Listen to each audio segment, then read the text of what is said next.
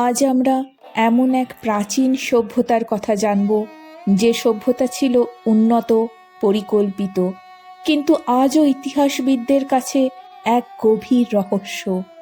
একটি সভ্যতা যেখানে শহর ছিল নিখুঁতভাবে পরিকল্পিত, জল নিকাশি ব্যবস্থা ছিল আধুনিক নগরের থেকেও উন্নত, মানুষ লিপি ব্যবহার করত, কিন্তু সেই লিপি আজও মানুষের কাছে নীরব। এই রহস্যময় সভ্যতার নাম সিন্ধু সভ্যতা। আবিষ্কারের ইতিহাস। 1921 সাল প্রত্নতত্ত্ববিদ দয়ারাম সাহানি প্রথম আবিষ্কার করেন হরপ্পা। এর ঠিক পরের বছর অর্থাৎ 1922 সালে প্রত্নতত্ত্ববিদ রাখাল দাস বন্দ্যোপাধ্যায় আবিষ্কার করেন আরও এক বিস্ময়কর নগর, মহেঞ্জোদারো। মহেঞ্জোদারো শব্দের অর্থ মৃতের ঢিপি। যেহেতু প্রথম আবিষ্কৃত স্থান ছিল হরপ্পা, তাই এই সভ্যতাকে বলা হয় হরপ্পা সভ্যতা। আবার যেহেতু এই সভ্যতা বিস্তৃত ছিল সিন্ধু নদ উপত্যকায়, তাই এই সভ্যতাকে বলা হয় ইন্দাস ভ্যালি সিভিলাইজেশন অথবা সিন্ধু সভ্যতা। তবে পরবর্তী গবেষণায় জানা যায় এই সভ্যতা শুধু সিন্ধু নদ উপত্যকাতেই সীমাবদ্ধ ছিল না, বরং ঘগ্গর হকরা নদীর তীর সহ অন্যান্য নদীর তীরেও এই সভ্যতা গড়ে উঠেছিল। সময়কাল ও যুগ। সিন্ধু সভ্যতার আনুমানিক সময়কাল ছিল 2500 খ্রিস্টপূর্বাব্দ থেকে 1750 খ্রিস্টপূর্বাব্দ পর্যন্ত।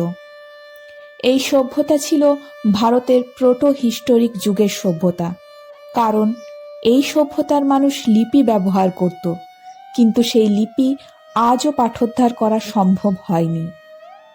একই সঙ্গে এটি ছিল ব্রোঞ্জ যুগের সভ্যতা, কারণ এই যুগে মানুষ তামা ও টিন মিশিয়ে ব্রোঞ্জ তৈরি করতে শিখেছিল।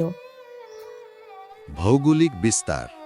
সিন্ধু সভ্যতা কোনো ছোট জনগোষ্ঠীর ইতিহাস নয়, এর বিস্তার ছিল বিস্ময়করভাবে ব্যাপক।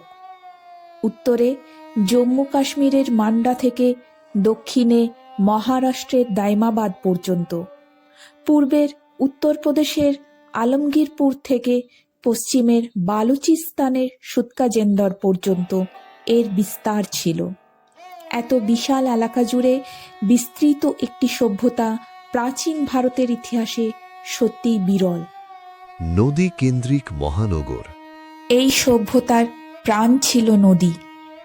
হরপ্পা সভ্যতা গড়ে ওঠে রাভি নদীর তীরে, মহেঞ্জোদারো গড়ে ওঠে সিন্ধু নদীর তীরে, কালীবঙ্গান ও রাখিগড়ি গড়ে ওঠে ঘগ্গর হাকরা নদীর তীরে, আর লোথাল গড়ে ওঠে ভোগাবো নদীর তীরে।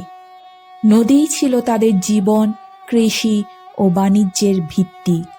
নগর পরিকল্পনা। নগরগুলি ছিল বিশ্বের প্রাচীনতম পরিকল্পিত নগরগুলির মধ্যে অন্যতম। এই সভ্যতার মানুষ পোড়া ইটের ব্যবহার জানত। হরপ্পা ও মহেঞ্জোদারোর বাড়িঘর তৈরি হয়েছিল ইট দিয়ে। ইটের অনুপাত ছিল 1:2:4, এবং আশ্চর্যের বিষয়, প্রতিটি ইট ছিল একই মাপের। প্রত্যেক বাড়িতে ছিল উন্নত জল নিকাশনের ব্যবস্থা। নর্দমাগুলি ছিল ঢাকা দেওয়া, ছোট নালা যুক্ত হতো বড় নালার সঙ্গে। রাস্তাগুলি ছিল সোজা এবং একে অপরকে সমকোণে ছেদ করত। একে বলা হয় গ্রিড প্যাটার্ন। অনেক বাড়ি ছিল দোতলা। বাড়ির দরজা খুলত গলির দিকে, রাস্তার দিকে নয়। প্রত্যেক বাড়িতেই ছিল কূপ ও স্নানাগার। নগরগুলি সাধারণত দুটি ভাগে বিভক্ত ছিল, সিটাডেল বা উচ্চনগর এবং লোয়ার টাউন বা নিম্ননগর। সিটাডেল ছিল নগরের উচ্চ ও সুরক্ষিত অংশ, যা সাধারণত মাটির উঁচু ঢিবির ওপর নির্মিত হতো। এখানেই ছিল নগরের গুরুত্বপূর্ণ প্রশাসনিক ও ধর্মীয় স্থাপনা। গুরুত্বপূর্ণ স্থান ও নিদর্শন। হরপ্পা। এখানে পাওয়া গেছে সারিবদ্ধভাবে 6টি শস্যাগার, মাতৃদেবীর মূর্তি, শিল, রং করা মৃৎপাত্র এবং সমাধিক্ষেত্র। মহেঞ্জোদারো, এখানে পাওয়া গেছে গ্রেট বাথ বা বিশাল স্নানাগার, যা সম্ভবত ধর্মীয় বা আনুষ্ঠানিক স্নানে ব্যবহৃত হতো। এছাড়াও পাওয়া গেছে ব্রোঞ্জের নর্তকী মূর্তি, যা শিল্পকলার অসাধারণ দক্ষতার পরিচয় দেয়, এবং একটি বৃহৎ শস্যাগার। ধোলাভিরা, এখানে পাওয়া গেছে বিশাল জলাধার। লোথাল, এটি ছিল প্রাচীনতম নৌবন্দর। এখানে নৌ বাণিজ্যের প্রমাণ এবং পুতির কারখানার নিদর্শন পাওয়া গেছে।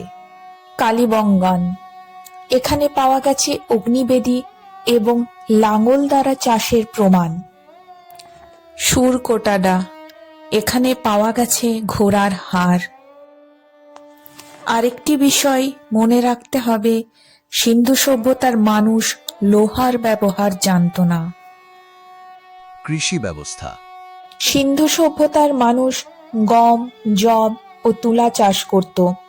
এই সভ্যতাতেই প্রথম তুলো চাষের প্রমাণ পাওয়া যায়, আর লোথালে ধান চাষের প্রমাণ পাওয়া গেছে। বাণিজ্য ব্যবস্থা। সিন্ধু সভ্যতার মানুষ মেসোপটেমিয়ার সঙ্গে বাণিজ্য করত। তখন অর্থ ব্যবস্থার বদলে চলত পণ্য বিনিময় ব্যবস্থা, অর্থাৎ বার্টার সিস্টেম। ধর্মীয় বিশ্বাস। এই সভ্যতার মানুষেরা মাতৃদেবীর আরাধনা করত। এছাড়া পাওয়া গেছে শিলমোহরের উপরে এক যোগী পুরুষের ছবি, যার চারিদিকে পশুর ছবি অঙ্কিত।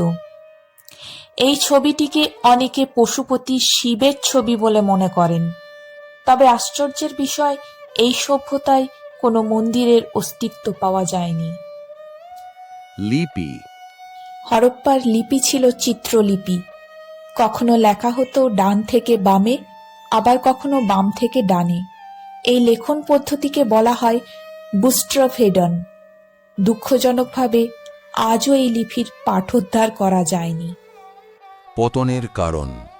সিন্ধু সভ্যতার পতনের সঠিক কারণ আজও জানা যায়নি। তবে ঐতিহাসিকদের মতে ভয়াবহ বন্যা, জলবায়ুর পরিবর্তন অথবা আর্যদের আক্রমণ এই সভ্যতার পতনের সম্ভাব্য কারণ হতে পারে।